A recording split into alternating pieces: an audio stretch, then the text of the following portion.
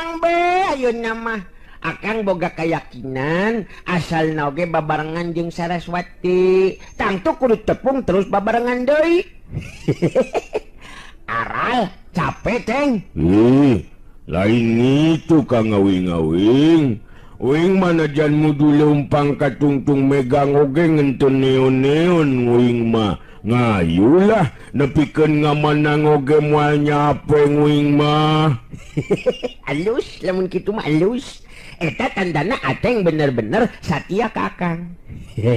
Ayolah urang eta urang nyelang jalan basisir teng resep geura ningali omak laut. Duanana terus tinggal redik di lempang. Geus poho dikacape sigana teh. Nyelang ulin heula ka sisi basisir. Anu pikeun si Rawing mabet ngahudang ingetan jadi sumoreang kalampah ka tukang anu geus disorang. Waktuna dirina bebarengan jeung Ki Debleng mangsa narima ilmu silat ulin karuhunan. Ngajanteng sisi basisir si Rawing jeung si Banteng Wulung bari merhatikeun omak laut kidul anu teu oleh motah nembragan karang. Wah, ka sisi basisir mah aduh resep ningalina teh. Nya tapi na ngasih si basisir ngoboh lauknya Kang Awing. Ngamun ngaya lauk mah bisa dimelem Kang nikmat meureunnan. Eta masih anteng teu poho ari kana nikmat mah nya. Ari akang mah ngajak ka sisi basisir teh lain naon teng. Waas keur zaman budak babarengan jeung Ki Debleng guru akang teh mimidang nama di sisi basisir. Ti heula-heula mah sok rajeun bisa ngojay dina omak teh duka teh ayeuna mah yo. Kawas nguing atuh Kang ngawing-ngawing. Ngamun ngojay teh nguing mah gayam batu terus ngerebek teu bisa nganjat deui Kang ngawing-ngawing. Madahal mah ngamun ngurang nguseup Kang. Make uteuk atuh teng, pake lasio. Nguseup mah kudu numpak parahu jeung di mana aya atuh parahu anu kuateun ditumpakan ku ateng. lain tik teh salah yeuh titingalian akang teng. Tu tinggal itu dina tonjolan batu karang belah ditu aya awewe nu ngajanteng nangtung teng tuh. Nya bet siga nu keur ngalamun deui. Nya tingali. Paneuteub si Rawing bet ningali aya jirim wanoja anu harita katingali nangtung dina tonjolan batu karang, awakna kasimbehan ku ombak anu nyurungkuy teu eureun-eureun nembragan batu karang nu dipake nangtung ku manehna. Si Banteng Wulung ngareret kalabah tempat anu ditunjukkeun ku si Rawing bari ngantelkeun dampaleungeunna kana tarang siga nu serabeun. Waduh, bener nyidik-nyidik nganang ombak ngaya lauk ngeuweuna meureunnan Kang ngawing-ngawing. Kang Awing ngatarik hate ku ngeta ngambewenya beja-beja ngangke ku ngawing ka Saraswati. Lain kitu teh. Be cilaka teh. Jelas rek ngagejeburkeun maneh tah wanoja teh. Bahaya ieu mah teh ye. Susu akang teh. Hai teh buru.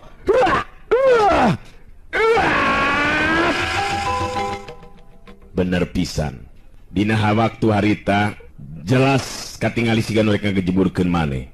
Jan corelat celeng si Rawing luncat lepas jeung cepetna keranan. Memang bener dugaan si Rawing wanoja nu salila-lila ngajanteng nangtung dina tonjolan batu karang teh mangsa awakna beki doyong jelas rek ngagejeburkeun maneh kana lebah gulungan ombak.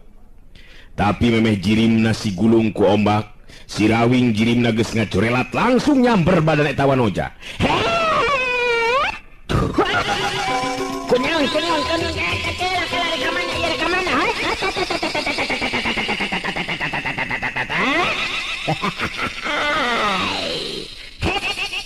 kuneon itu becalah kakio geningan. Kuneon. Nah kalau karek ngagejeburkeun maneh, rek ngagejeburkeun karep kana gulungan ombak, kekelanan nyai ke. Si Rawing mangku eta wanoja terus dibawa ka sisi basisir. Si Banteng Wulung kakara datang nyusul si Rawing anu geus leuwih ti heula tepi kadinya.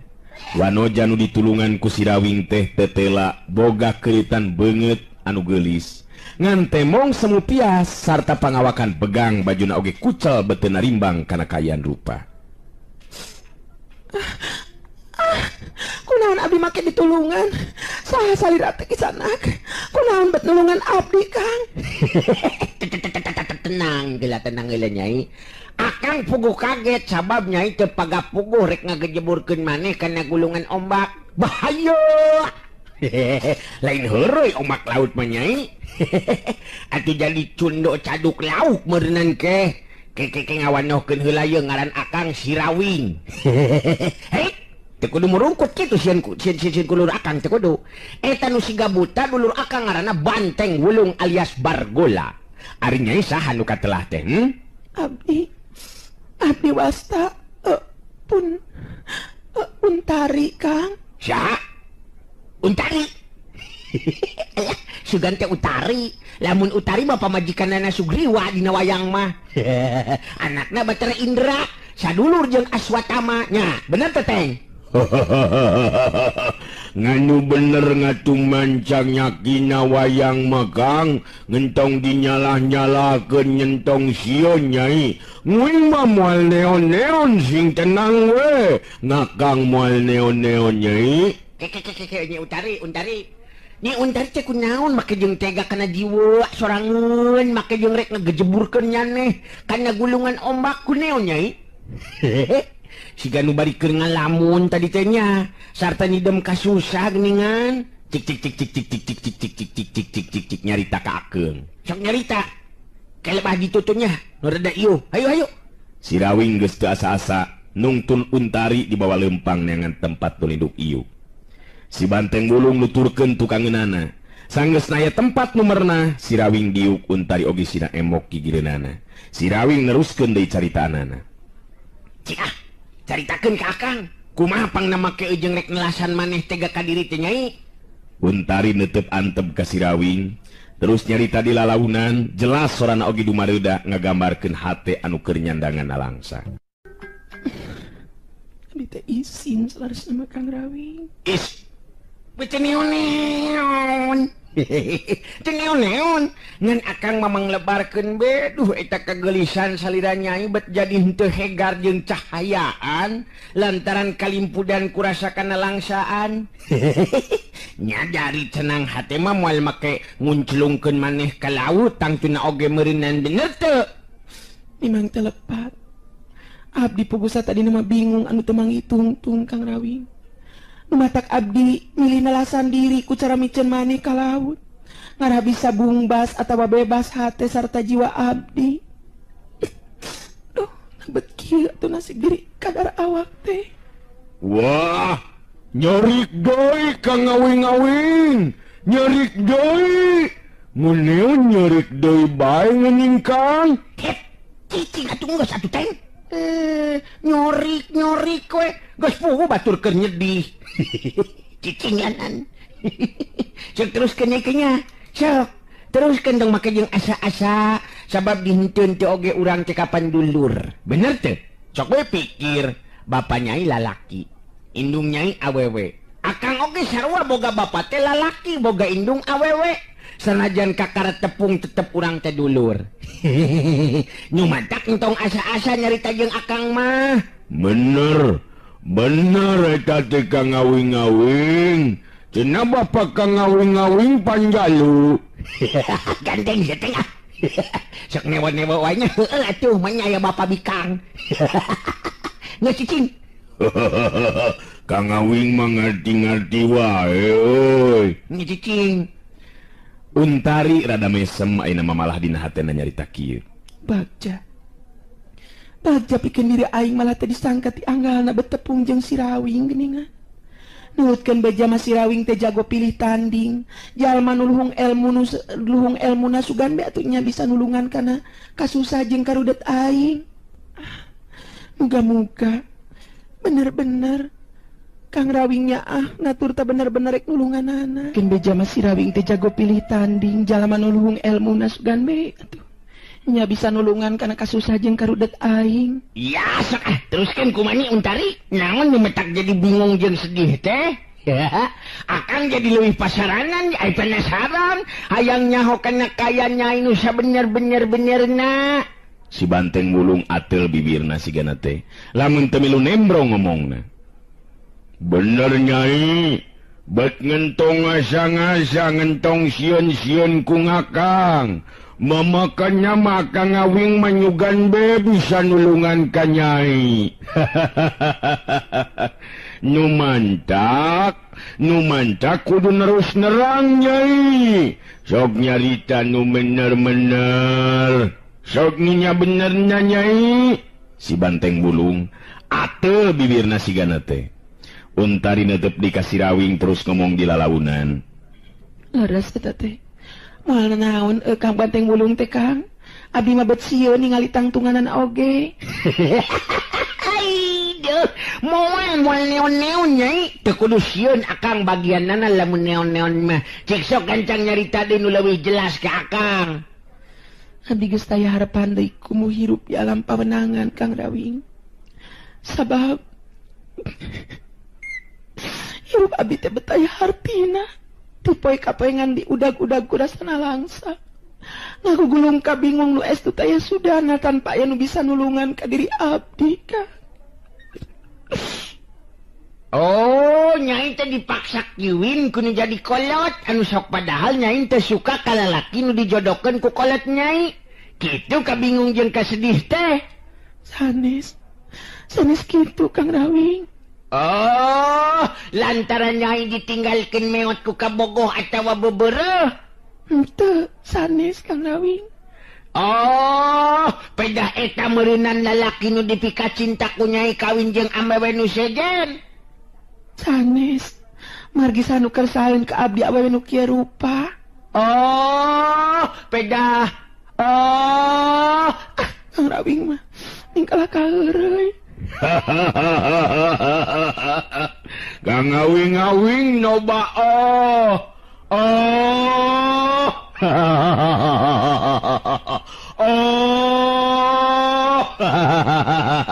meuni teu kaur we batur teh. Atuh dah Kang ngawing-ngawing mah kalaka oh-ohan. Tukang ngawing gegeningan. Mengesah. Alah, aduh. Ya, salah we neguh teh ya teng ya. Nakunaon atunya. Oh iya meureunan lantaran Nyai ditinggalkeun maot kudu jadi kolot. Memang leres pun bapak tos ngantunkeun. Pun biang kagungan bicara oge namung teu lami margi pun bapak. Mun bapak tere abdi oge sami teras ngantunkeun pawenangan.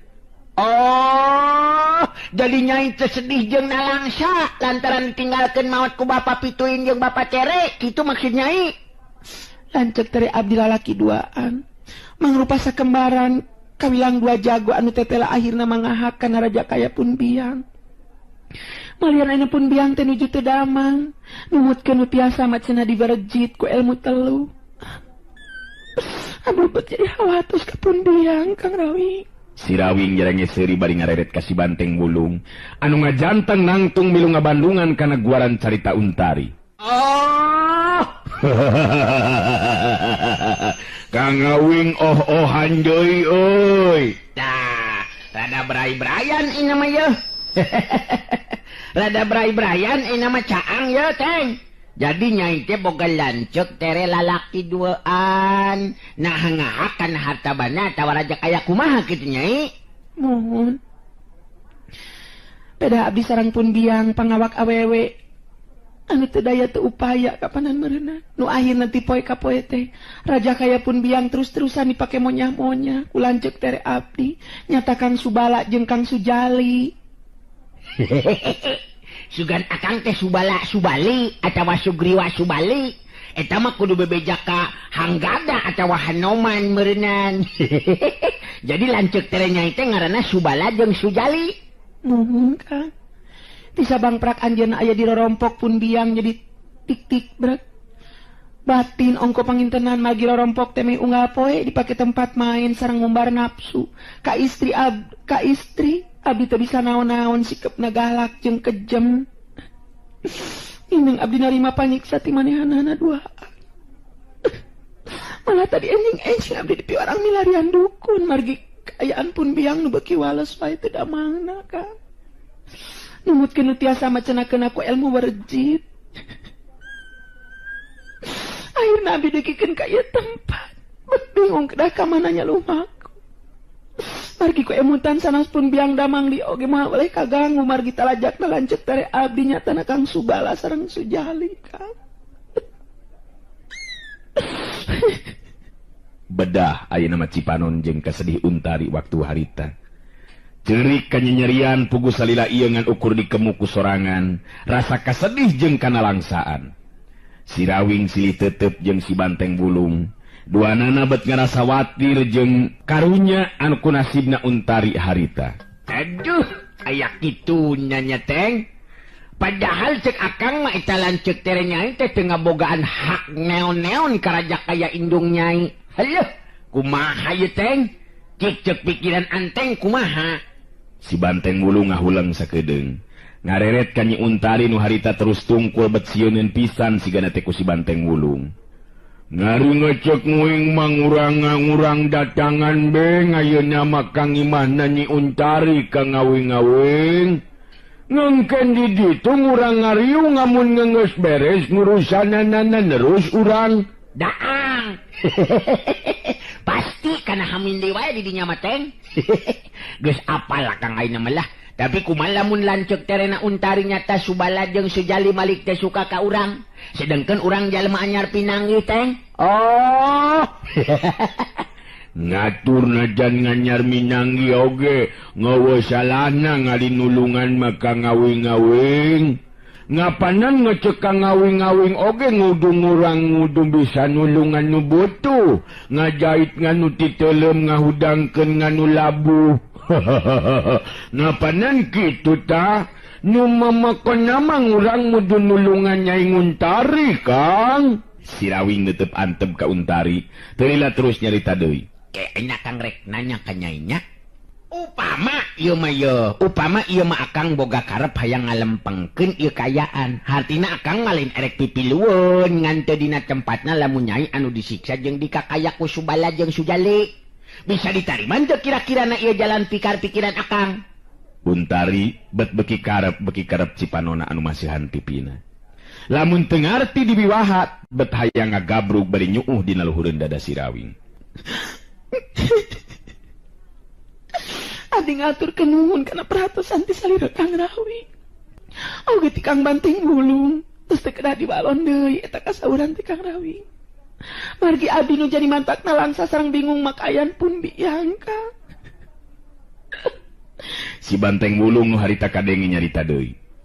Makanya mah nenang we Nyai. Kang Awing di lembur mah biasana ngosok ngubaran nganu gering jeung nganu benang kumanyakit. Di lembur mah menggos ngasohor dukun Awing Nyai, mangkana mah masti nyager ngindung Nyai. Tong kitu di dinya Teng. Majarkeun nya akang dukun. Bisa sote ngubaran lamun panyakit atuh di jero alatan patelak ngadu tanaga. Lamun gering panyakit mata centang tuh bisa naon-naon atuh akang teh. Kang Awing nyebut ngakang Kang urang euy. Mokona mangurang ingit Kang Imahnya Nyai Untari bengayeuna mah Kang Awing. Untari ngabagi panetepna ka si Banteng Bulung jeung si Rawing. Teulila terus cerita deui. Nanging sing atos-atos Kang Rawing. Margi Kang Subala sareng Kang Sujali kawilang jago dipika gigis, kejem sareng barangasan Kang. Pamugi Kang Rawing sareng Kang Banteng Bulung ulah dugikeun Kang ngayakeun kaributan sareng anjeunna. Hih. Ya, Ari akang mah moal ngajak ribut teu pupuguh. Ieu mah hayang ngalempengkeun pasualan.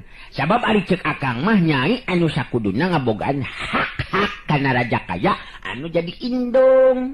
Puguh raja kaya ayeuna teh raja kaya bareng jeung bapa Nyai. Jadi sakuduna mah ulah ngahak jeung batu dan teh ulah ngahak jeung waktosna geuningan parantos teu nyekapan atuh cag urang cekapkeun dugi ka dewe heula atuh acara dongeng Kiwari neraskeun cariyos Si Rawing Kiwari garapan Wakepoh Kiwari permios.